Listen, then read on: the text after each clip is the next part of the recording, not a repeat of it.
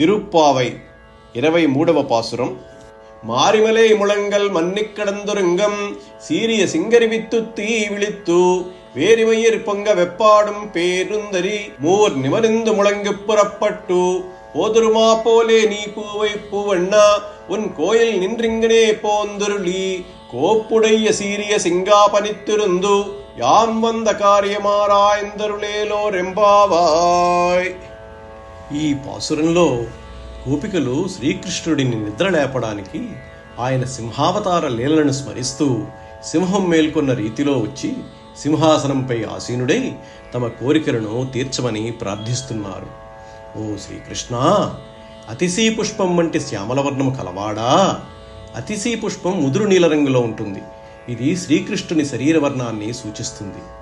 వర్షాకాలంలో కొండ గుహలో స్థిరంగా నిద్రించిన బలిష్టమైన వీర్యవంతమైన సింహము తగిన సమయాన మేలుకొని కన్నులు చికిలించి తీవ్రంగా చూపులు నిగుడించి పరిమళం వ్యాపించేటట్లు జూలు విదిలించి బాగుగా సాగిలబడి ఎలదరించి దేహాన్ని దులుపుకొని 4 దిక్కులా సంచరించి గర్జించి గుహ నుండి బయలుదేరి వచ్చు రీతిలో నీవు కూడా నీ భవనము నుండి బయల్వెడలి జయావహము శ్లాఘనీయము అగు అధికార చిహ్నముకు సింహాసనమును అధిష్ఠించి మా అభీష్టమును విచారించి కృపచేయుము. ఇది అద్వితీయమగు మా వ్రతానుష్ఠానము. దయచేసి మా కోరికలను నెరవేర్చి మమ్మలను అనుగ్రహించుము స్వామి. ఈ 23వ పాసురంలో మనం గమనించవలసిన విషయాలు: శ్రీకృష్ణుని సింహతుల్య పరాక్రమం.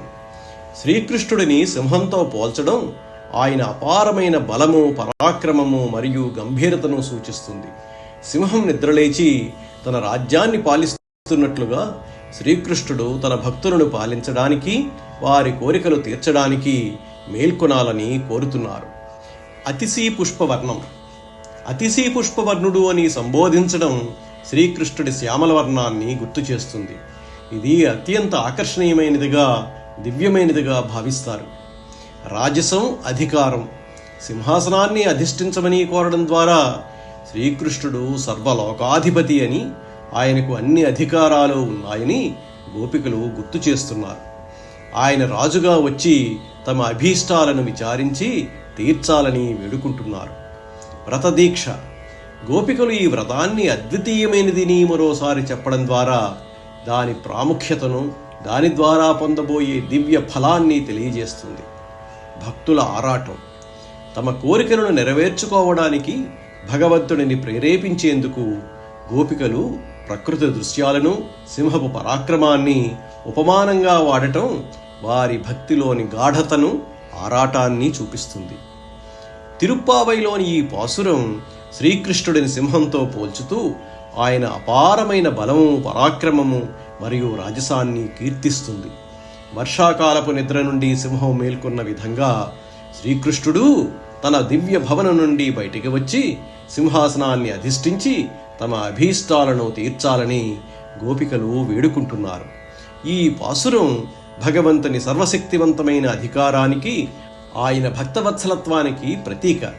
మన జీవితంలో అడ్డంకులు తొలగి కోరికలు నెరవేరాలంటే ఆ శ్రీకృష్ణుని కరుణా కటాక్షం ఎంత అవసరమో ఇది తెలియజేస్తుంది. భక్తితో, విశ్వాసంతో ఆయనను ప్రార్థిస్తే సింహపరాక్రమంతో ఆయన మనల్ని అనుగ్రహిస్తాడని ఈ భవ్యమైన వ్రతం ద్వారా మనము తెలుసుకుంటాం. జై శ్రీమన్నారాయణ.